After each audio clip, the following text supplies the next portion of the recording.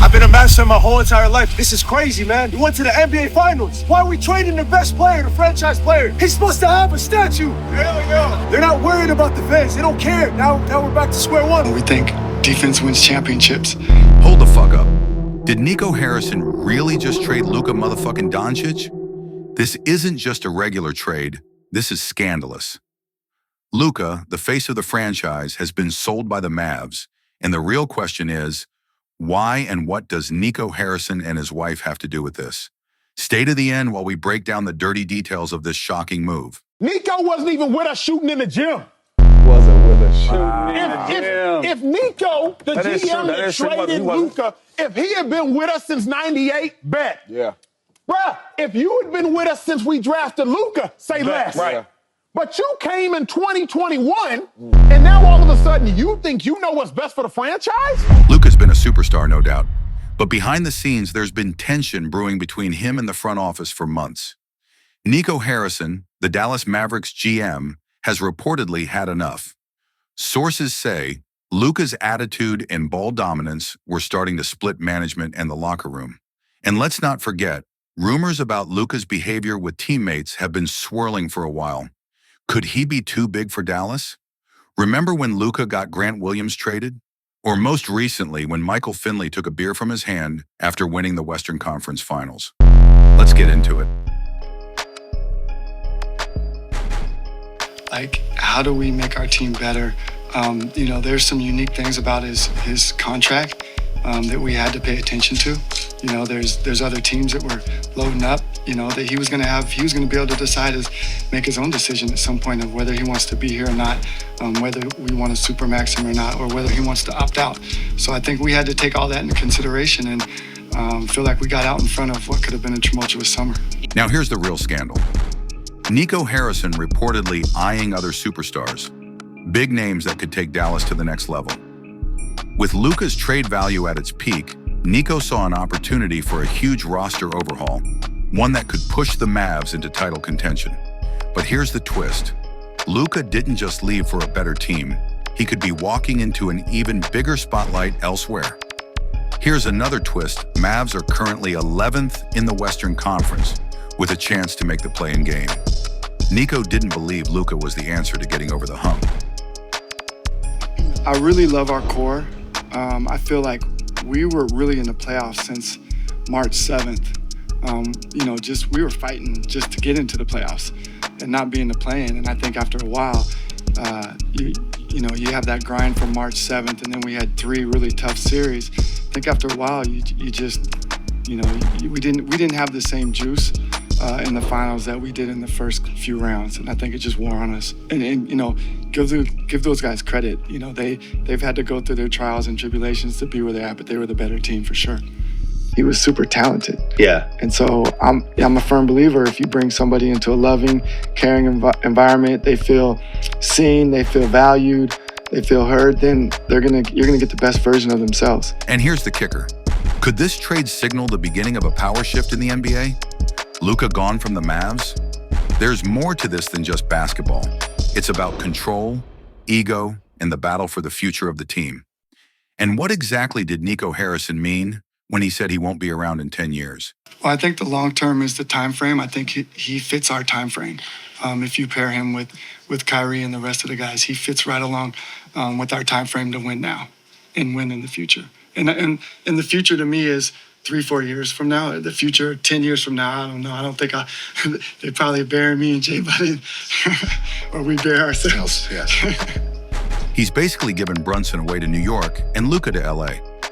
I'm sure those organizations will welcome him with open arms if he loses his job in Dallas. Nico, did you have any indication from him or his representation that he was going to opt out or not take the extension or anything like that? No, not at all. Not at all. Nothing verbally that would lead me to believe that. Well, why would the Supermax be a difficult decision on your end? Oh, no, it's not a matter of it being a difficult decision. It's a matter of, once you put that out there, they accept or they don't, and at that point you're on the clock. Did you have discussions with any other teams besides the Lakers about this deal? No, and I'd like to give Rob Pelinka a lot of credit. trades, you guys have been around here, trades don't happen at the smallest level without stuff getting out. And Rob and I were able to have, really intense conversations over the course of, 3 or 4 weeks that started out as a coffee that, was more, hey, would you ever, I don't know, would I? Let me think of, and then it built upon that. And, we kept it between us. We had to keep it tight. J Kidd didn't know about it. But J Kidd and I are aligned, and we talk about archetypes, and we talk about the culture that we want to create. So I know the type of players that he likes without actually talking to him. Hey, would you like, so I know that. And J Kidd coached them when they won a championship. So I think when you're aligned with your coach like that, I know the type of players that he likes. And so I felt good about it making sense to where we're trying to go. For either with Luka's pedigree and potential that he's shown so far, this feels like a move that you absolutely have to be right about. There can't be any doubt in your mind when you pull the trigger on it. I'm just curious, what convinced both of you that you will not be wrong? Well, let's be clear. I'm the one making the decision, and Jay's supportive of it. So it's me. I don't do anything that's scary. I think everything that we do, we put a lot of work into it. We study it and we restudy it and we go back, and I understand the magnitude of it. So the easiest thing for me to do is do nothing, and everyone would praise me for doing nothing. But we really believe in it, and time will tell if I'm right. Are the Mavs better off without Luka? Or did Nico Harrison just make the biggest mistake of his career? Nico spoke very confidently in his decision to make the trade and how him and Rob Pelinka met for coffee to talk things through. Is Nico a trustworthy GM or a spineless one? There are certain situations where you would say, look, if you don't love a player, give him the contract at least, because then if you want to trade him, the player can't control where he goes. So the player has a year on his contract, which is what Luka would have, that he could control where he goes. So one school of thought would be, all right, you don't love him, give him the contract and figure it out later.